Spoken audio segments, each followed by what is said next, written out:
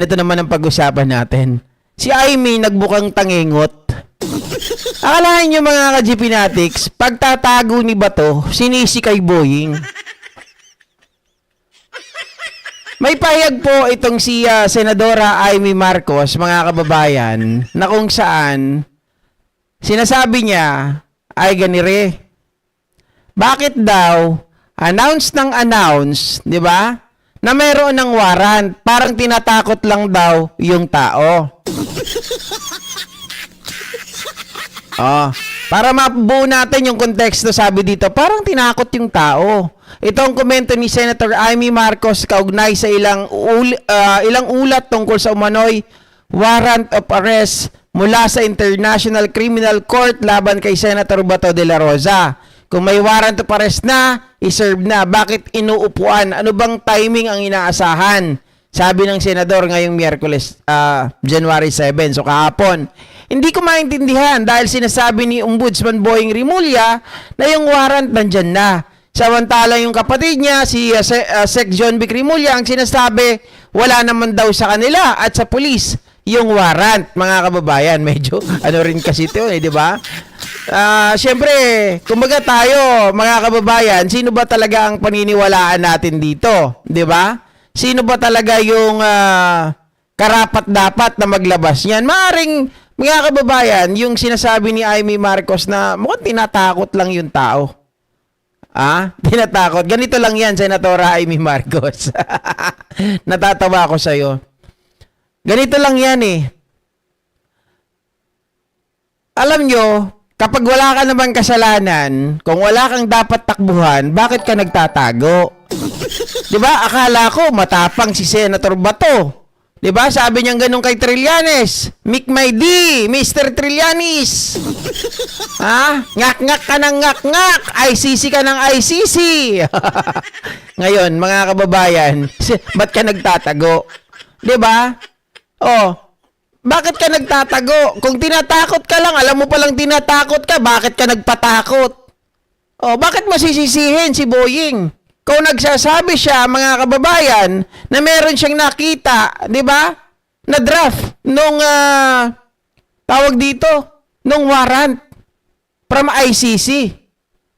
Siguro naman, masasabi natin na si Senator Bato, mga kababayan, ay dati namang PNP chief, so marami namang intel yan. Marami din po sila, mga kababayan, nakapanalig. Yung ang unang, tawag dito, yung warrant ni Digong eh. Diba? Galing ng Hong Kong, pagbaba, mga ka-GP Natics. Nung time na yon, isa rin si Bato de la Rosa ang unang nakaalam na meron ng warrant of arrest si Digong.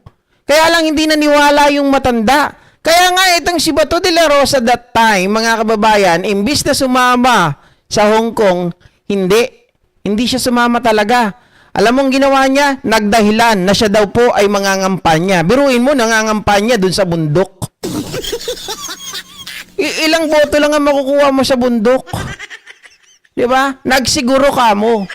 Dahil hindi nila alam yung laman ng unang warrant of arrest, kung ano yung mga pangalan, kung sino-sino yung mga nakalagay.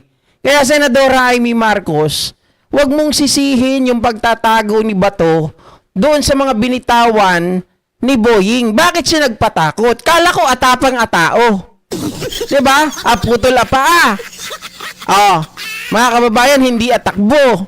Hindi, putol na pa, hindi talaga tatakbo yun. Hindi, sabi niya kasi, matapang siya. Sabi niya, harapin niya. Sabi niya, magiging tagapagluto pa siya ni Tandang Digong. Diba? Bakit bigla nagtago? Sa ganung bagay, mga kababayan, hindi pala tunay na matapang. Ito pala ay nagtatapang-tapangan. Kasi kung tunay na matapang, haharapin niya. Palagay ko, mga kababayan, nasasabi niya lang dati yun na kaya niyang harapin. Kasi, nung panahon na yan, si Chis Escudero pa, ang Senate President, na alam niya, na kahit papano baback-upan siya, na kahit papano, mga kababayan, ay hindi siya ibibigay basta-basta.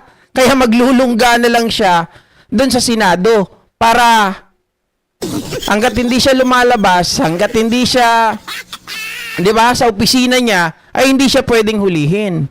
Oh. Eh ngayon lumalabas, tama, Don Pulube, kalbong duwag. Oh. Nagtataka rin ako kay Senadora Amy Marcos, no? Kay Senadora Amy Digonio o Duterte. Eh bakit ganun ang mga pananalita? Mga kababayan, at the end of the day, sino ba ang magde-decide para sa sarili niya? 'Di ba? Kung naglabas ng statement na ganon, si Boying Rimulya, ikaw, meron ka namang pera, may intel ka, may mga tawag dito, meron pa rin kayong puwersa. Kahit papaano, yung dun ngang, yung tawag dito, yung piloto nga, nung nagdala kay Digong sa dahig, natuntun nyo kung sino siya. Di ba? Kung paano siya kukontakin, kung paano siya tatakutin. O, ngayon, anong nangyari? Di ba? Ibig ko man sabihin, mga ka-GP Natics, kahit sino naman magsalita dyan, kung may warrant na, di ba? O wala, o kahit ano pang pananakot sa'yo, kung talagang matapang ka, kung talagang may paninindigan ka, haharapin mo yun. Hindi ka magpapatakot dun sa mga bagay na wala ka pang nakikita. Kasi ganito yan eh. Palagay ko mga kababayan, di ba lagi ko sinasabi, nung una pa lang, naniniwala ako dun sa sinasabi ni Boying na meron na talaga na warrant of arrest ng ICC, galing sa ICC, itong si Bato de la Rosa. Kasi otherwise, hindi ito magtatago, hindi babahag, ang tawag doon mga kababayan, hindi kukulubot ang ano neto, ang buntot neto. Hindi po mga kababayan, uurong ang buntot ni Bato kung wala pa talagang warrant of arrest. Sabi ko nga sa inyo, may puwersa pa rin sila, may impluwensya pa rin sila, may mga intel itong mga ito. Kaya malamang sa malamang, mga kababayan, na alarma na itong si Bato de la Rosa. Oh, nalaman na nila eh. Bakit kanyo? Eto anong ginawa nila? Nung sinabi ni Boying na meron ng mga kababayan, meron ng warrant of arrest galing sa ICC. Di ba? Nagpa-TRO kaagad sila sa Supreme Court. Mga kababayan, kaya lang, binara sila ng Supreme Court. Pati yung Solicitor General, binara rin sila. Sabing ganon, tigilan nyo nga yan.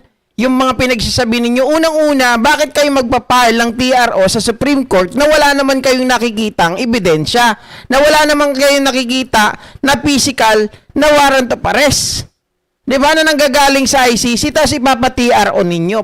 Lumabas tuloy, mga kababayan, na praning lang itong si Bato de la Rosa. Pero sa akin, naniniwala pa rin ako talaga na mayroon na warrant of arrest. At may nababanggit